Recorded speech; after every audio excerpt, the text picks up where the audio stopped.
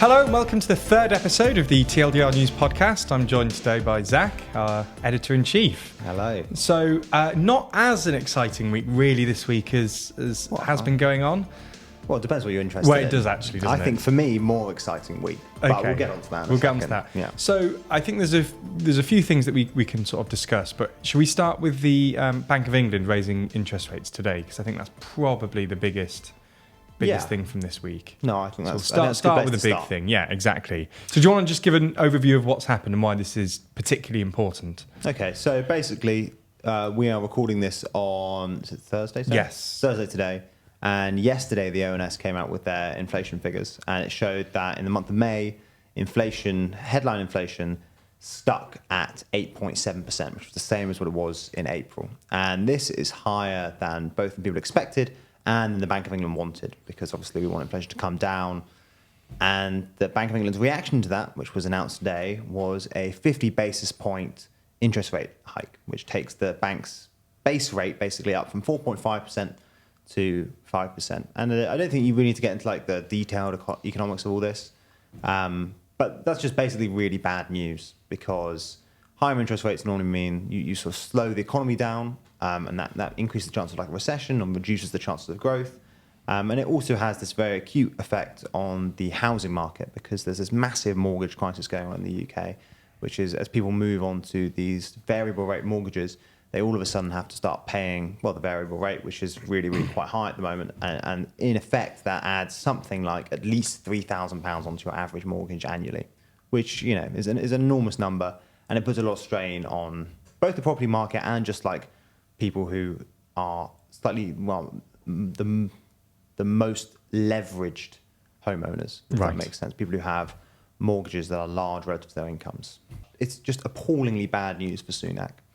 And yeah. This interacts very much with his 5 pledges. Yeah. So I forget which way around they are, but one of them is to reduce inflation. Which is number one. That is number one. Yeah.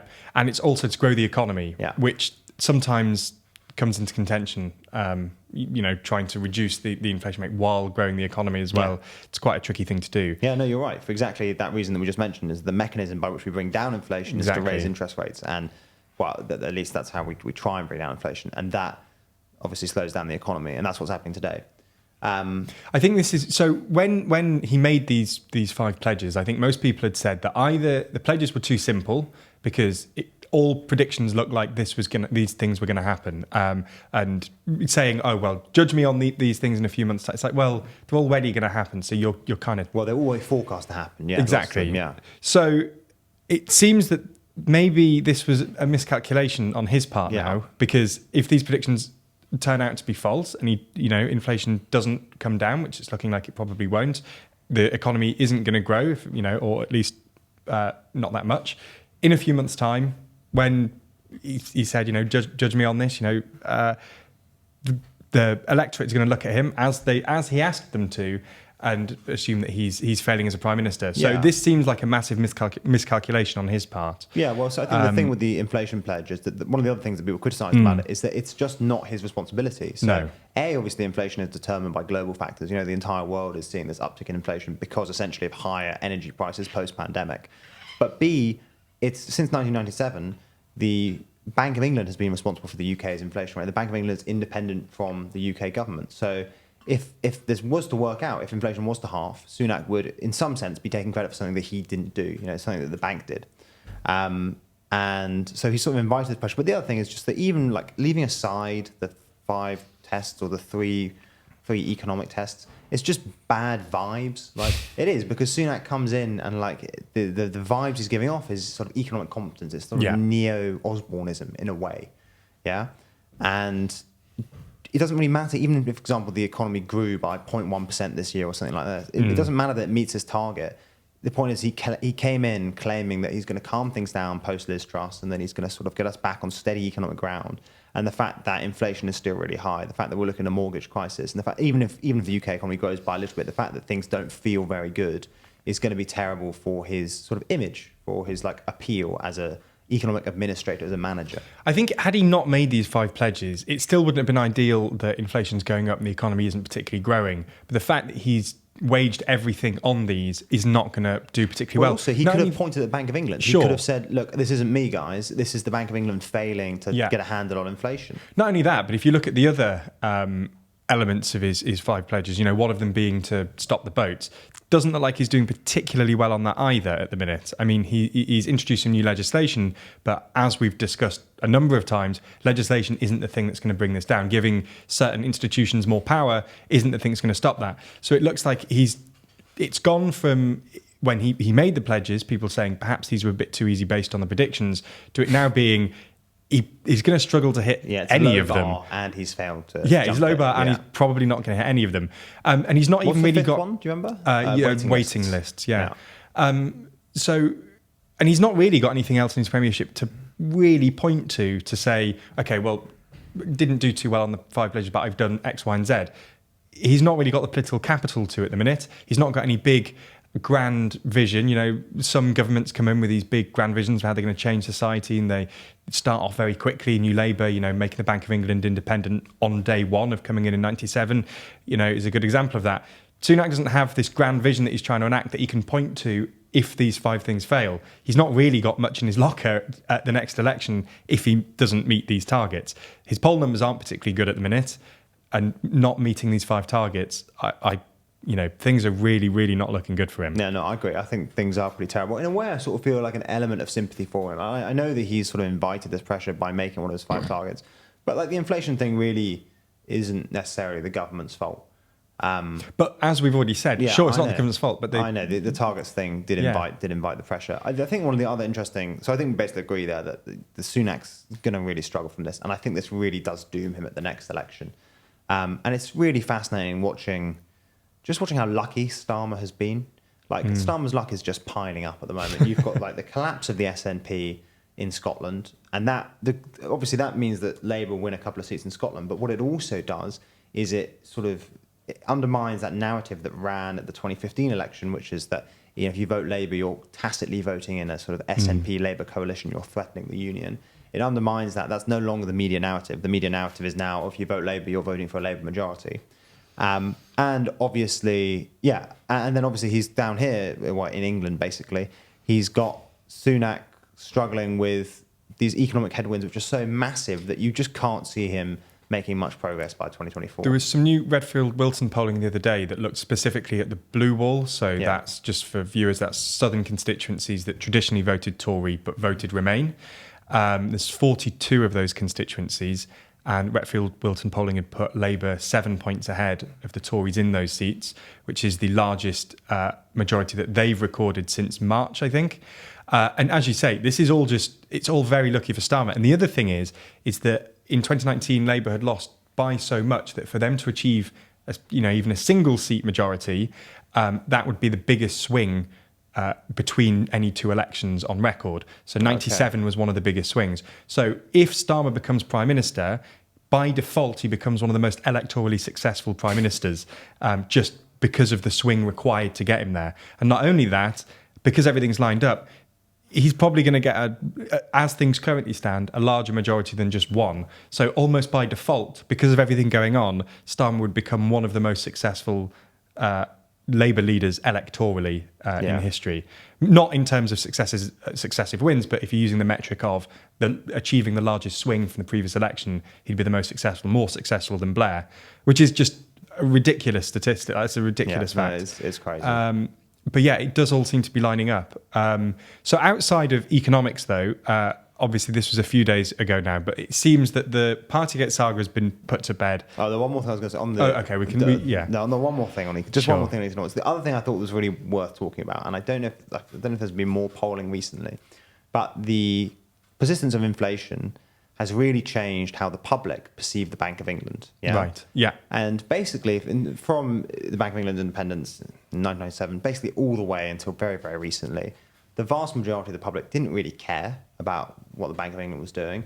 And when they were asked about it, they normally thought they were doing a pretty good job. There was a high level of trust in the Bank of England. But now the latest polling has the public saying there's a net disapproval, net distrust of the Bank of England. So more people basically don't think the bank is doing a good job than think it's doing a good job. And that's really understandable because, if you even just sort of glance at the headlines every so often in the past year, you'll know that inflation is very high and it's technically the bank's job, and the bank isn't sort of doing its job. And they've also said some pretty silly things. I mean, I think it was the governor of the Bank of England who said that workers should, exercise restraint when asking for wage increases, which is always a pretty questionable thing to say. So it's also a questionable thing to say if you're on quite a high salary. It's just a hard thing to then the politics of it are defend. terrible. Yeah, it's shocking. The optics are really rubbish. And they've said some other controversial things recently. I can't. We'll find some examples. I can't off the top of my head. But what I think is really interesting is that this is the sort of tacit politicization, the re-politicization of the Bank of England. And in a way, I think it's actually quite interesting that it's survived outside of politics. It's basically been depoliticized for so long, because obviously in like the 90s and the early 2000s, basically pre-2008, there's this sort of like, we're living in the good times. So monetary policy is complicated. We leave it to the Bank of England. Growth is steady. We're happy. No one really cares about the Bank of England. And then in 2008, most of the blame for the subsequent slowdown doesn't go on the Bank of England, which is constantly trying to stimulate the economy by like cutting rates and engaging in quantitative easing and all that sort of things. All the blame goes to politicians. And, you're angry at Gordon Brown and Labour for causing the 2008 financial crisis. And then you're angry at the Tories for austerity, which is what you blame for low growth. And of course that's true, but then it's also worth remembering that actually that the bank was still failing in that period. It was failing to get inflation up to 2%. So inflation was constantly lagging underneath the stated target of 2%. And that's not necessarily a terrible thing, but it runs the risk of deflation, which would be a terrible thing. We don't need to get the economics. The point is that the bank was failing then. And now that it's failing, but in the other direction, all of a sudden it's become very politicized. And I think the bank has brought that upon itself a little bit, some of the comments we've seen.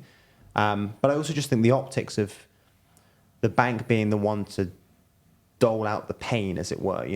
This morning, everyone's sort of sitting, waiting on tenterhooks, being like, how much is the bank going to raise? And everyone knows if it goes for 0.5, which is what it went for, instead of 0.25, we're going to see more economic pain. There's this quite tough theatre for the bank. Do you see what I mean? Yeah. Like it just looks bad, and everyone's sort of waiting for that decision and how bad it's going to be for the economy and how bad it's going to be for their mortgages. And then you do just instinctively blame the Bank of England for pushing up your mortgage rates. So how much worse do you think it has to get before Rishi Sunak or someone like that starts to float ideas of taking control of monetary policy back from Bank of England? Do you think that this is a possibility? Sunak is never going to do that because that's just not his vibe. Like he's not ideologically that he's neo-Osborne in a sense, neo-Blair, and I think he likes that sort of like.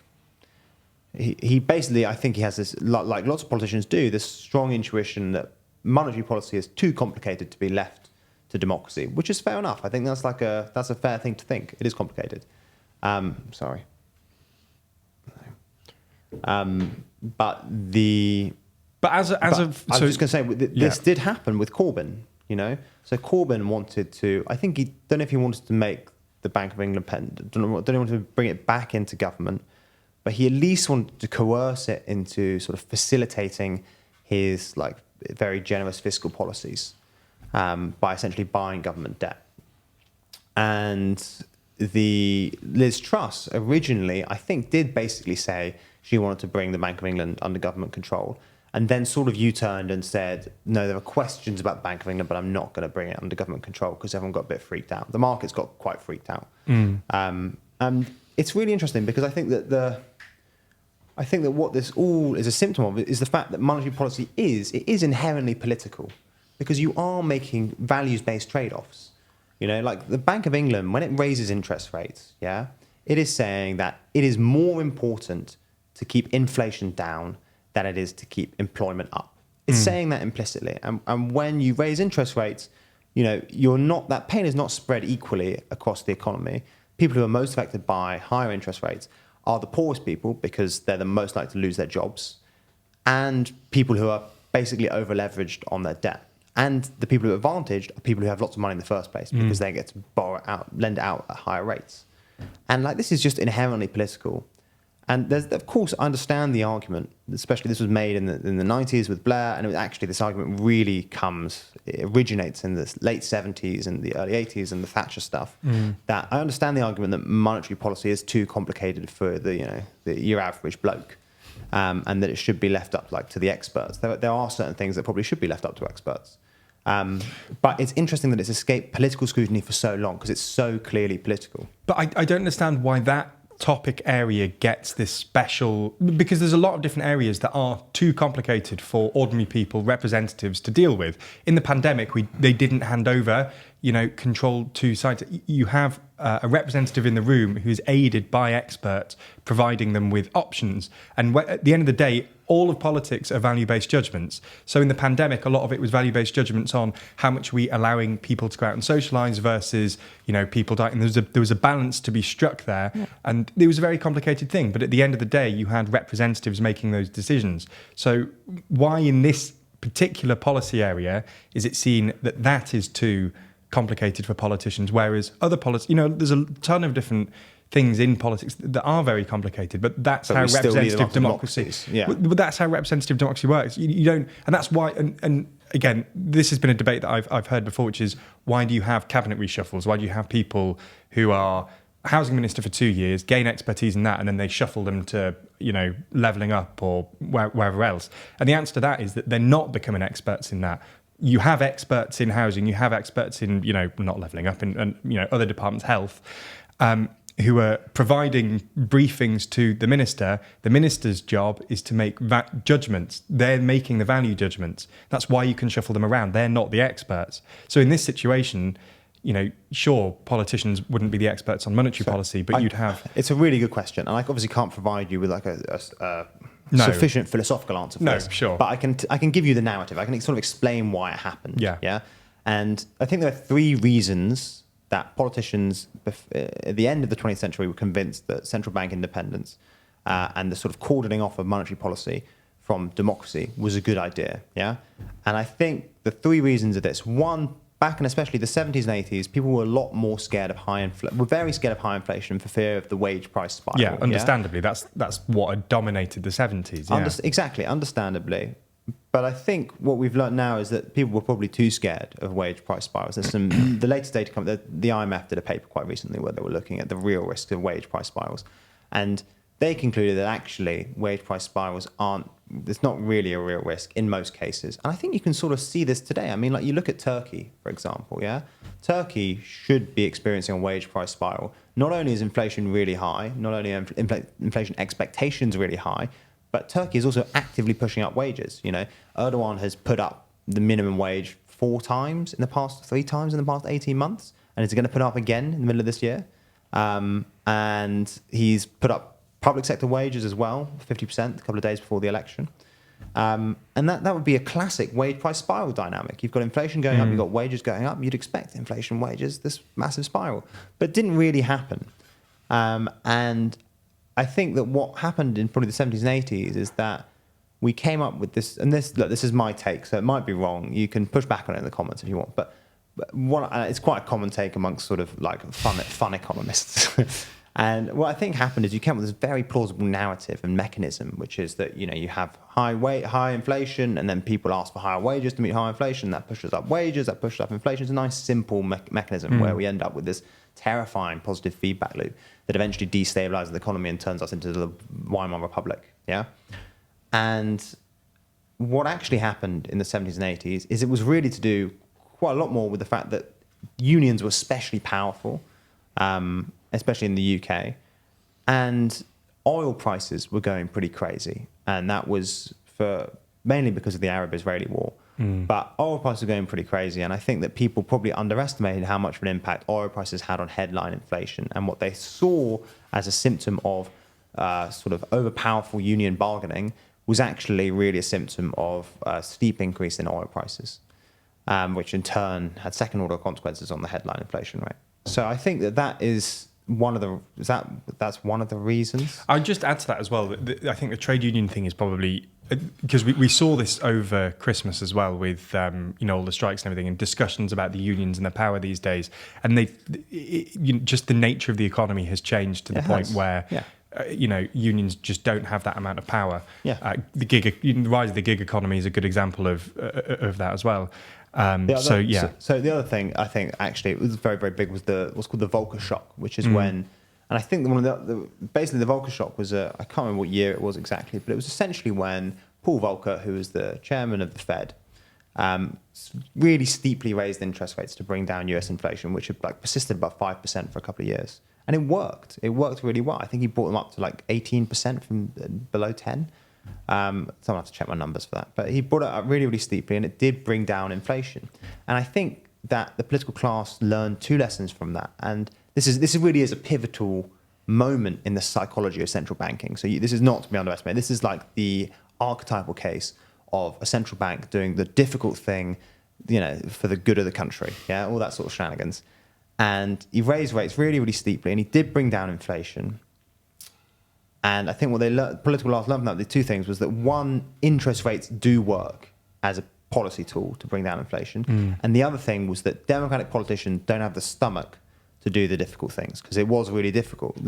The lesson learned from that was that Democratic politicians just are not going to subject the electorate to a massive recession, even if it's in the long-term interest of the economy. The incentives just don't align there. Democratic politicians are worried about the 5-year time horizon when the next election is, whereas you need someone like a central banker to be looking further into the future. I think that's a very valid argument, and I think that makes a lot of sense. But I suppose...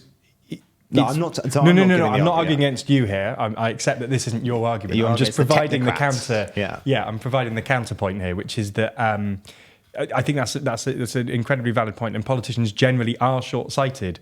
But that problem persists in all policy areas, and that's fixing a problem in only one policy area. Short-sightedness is exactly why, especially in the States, you get pork barreling, I think that's the phrase. Yeah. Get a lot of money for your local area, even though that's not in the national interest, just because you want to get re-elected. It's the classic idea that, when politicians are elected, their job for the next 5 years is just to get themselves re-elected. That's fixing a problem in only one policy area, and if you really truly care about that, there's got to be a more widespread thing. I understand that fiscal policy is the answer. There's definitely other solutions here, but no, I think that's a more valid point. Is the short-sightedness. The last reason. Sorry, I know this is getting long, but the first reason is that whole thing about the wage price spiral anxieties. The second reason is the whole thing about Democratic politicians not having the stomach to do the thing good at the long term. But the third reason is I think that basically let's take the UK as a good example here. After Blair made the Bank of England independent in 1997, the markets reacted positively, and I think that the political class again sort of associates the success of the financial sector in the UK and how much good that did for the economy with that sort of technocrat vibes-based policy. Do you see what I mean? The markets did react positively to the Bank of England's independence. I think borrowing costs did go down. Someone have to double check this, but I'm pretty sure they didn't. I'm pretty sure that'd be the long-term effect of it even. And you can see actually, by the way, markets reacted to the idea of the Bank of England losing its independence. They really didn't like it. And I think there was this sort of sense that sort of cordoning off of complicated bits of financial policy facilitated the sort of growth of the financial sector, and especially the UK. And there's this sense that those 2 things come together, that if we want the sort of economic benefits of a thriving financial sector, we need to have a sort of steady and expertly managed financial policy levers. And part of that is about delegating monetary policy to technocrats, expert technocrats. So I think that's the other reason. I think there's an association with the independence of central banks and sort of a thriving financial sector. Yeah, and I suppose the market reacting badly to the idea of it becoming, handing the power back to politicians is understandable, considering that last year that would have meant that Liz Truss would have had power over that for 49 days. I also think it's a shame that the 2 politicians that have suggested it also had some pretty funky economic ideas. Who were the two politicians? Jeremy Corbyn and Liz Truss. Right. And I think, I'm not trying to cast aspersions on either of those, even though it'd be fun to. But what I'm saying there is that they were definitely unorthodox politicians when it came to economic policy, fiscal policy as well. And, the fact that those 2 have been the main or the most vocal and the most visible proponents of scrapping the Bank of England's independence just doesn't do good for the idea. Now that if you say, maybe the Bank of England shouldn't be independent, you're sort of deemed a fruitcake. What a restrained you're put in the box assessment of the with 2 the of them. Truss and Corbyn. You know what I mean, though? Yeah. You get what I'm getting at. But I think this is genuinely so I just think that this is the most interesting thing possibly to happen out of all of this is the re-politicization of the Bank of England. And I am sympathetic to it. I do think that it's one of the things central bankers do very well is they dress up monetary policy in technocratic language to make it sound depolitical, non-political. Apolitical is probably the best word there. Sorry, a lot of prefixes. But they say stuff like we have a tight labour market, or like consumer demand is too high. When the Bank of England is trying to like slacken off the labour market, that just means unemployment, and that's mainly poor people who lose their jobs. And there's a lot of good data on this, like it is when banks raise rates, it's poor people who lose their jobs first. Yeah. When they talk about there's too much consumer demand, or wage growth is too high, that does in practice mean they want you to be poorer in some sense, and maybe in the long term richer because inflation will come down and then your wages relative to real prices will go up. But at least in the short term, they want you to be poorer. And what I think sort of happened here is that disguise was only going to last. I don't think it's like deliberately disingenuous. Like I think that's just how central bankers speak. That's just the lexicon they're familiar with. But that disguise was only going to persist for so long. It was only going to survive so long. It was only going to survive so much scrutiny. I think one of the I know this is the US and not the UK, but I think one of the almost like a real symbolic turning point was this interview that Jon Stewart gave with. You see, it was with a former Fed chair. I don't think I saw Larry this particular Summers. I think one. it was Larry Summers. And it was on exactly this. It went quite viral, but he was talking about how when you say slacken the labour market or whatever it is, you're talking about unemployment here. And I think that it's you can only get away with that sort of language for so long before people start sniffing something that something feels off. Do you see this and the polling on this as an indication that in the next few months or years that this will become a much larger debate about the Bank of England's independence? So I think the answer is no, because I think it is too boring fundamentally. I think people's attention will just be more taken by immigration or by Boris Johnson at a party. There's a number of people who've watched this far. So okay, but so I think no is the answer. But I think at least in policy wonk circles, it will become a more interesting question. And I think that the consensus has definitely dissolved. I think it's been interesting watching you sort of agree with the Liz Truss policy. I wonder if this is going to be something that we see over the coming months. Yeah, of you slowly coming around to her ideology. Well, equally, I'm agreeing with the Jeremy Corbyn policy. We're not agreeing with it, but I just do think that it's more political than people let on. And I mean, I've said similar in the sense that I don't understand why that's treated differently to other policy areas. Yeah, so I agree with you, and I also just do think that. And we'd have to do a whole detailed video on this to go into it. But I think some of the things that the Bank of England has said demonstrate a degree of ignorance. Yeah. Both political and perhaps even economic ignorance. I do think, for example, that the Bank of England is too worried about wage price spirals. I just do think it's just not real risk. The UK is just not what it was in the 70s. You don't see wage price spirals anywhere at the moment. This is like a Weimar Republic style anxiety. This is my take, so this is not TLDR's take. We're still a neutral channel, that sort of shenanigans. But you just look across the world. When inflation goes up, wage growth never matches it. Wage growth is strong here. It's like 7%. Yeah, it's still below inflation, and I guarantee you, if we did 2 years of this, it wouldn't keep up. It's also worth saying that wage growth has been stagnant since 2008. So sure, while in the last year it's nearly kept pace with inflation, again it hasn't. So we're still getting poorer. For the past decade, it's been way below. So we've been getting poorer for ages. And now everyone's getting grumpy that we're asking for some more money. I just think this. Get that man on a picket line. I just fucking think it.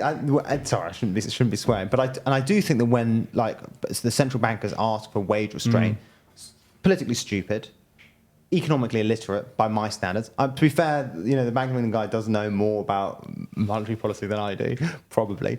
It's very easy to shout at it, but he's not shouting back at you, isn't it? Economically illiterate. Yeah. And what was the last thing? And just, I had one other one, but it's politically insensitive and economically, to my mind, illiterate. And the last thing is it admits that the bank is not doing its job properly.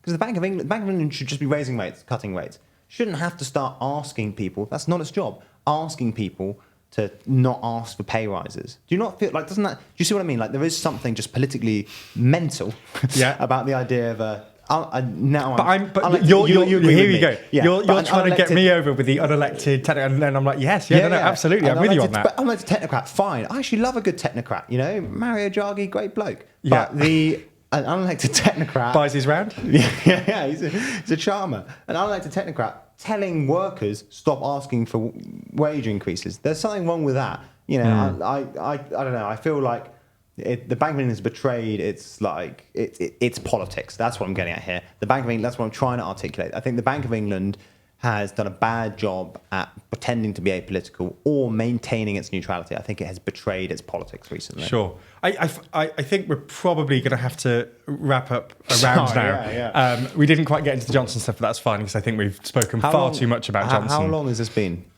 35. Fucking hell. Sorry, everyone.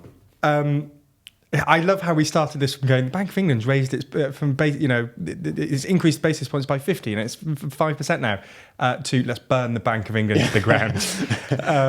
So, that's been an interesting one. So hopefully next time you won't just destroy another UK institution on the podcast, but maybe we'll see. We should do that. We should just pick institutions and be to rubbish. Yeah, Supreme Court next. I could fucking take this. Yeah, Yeah.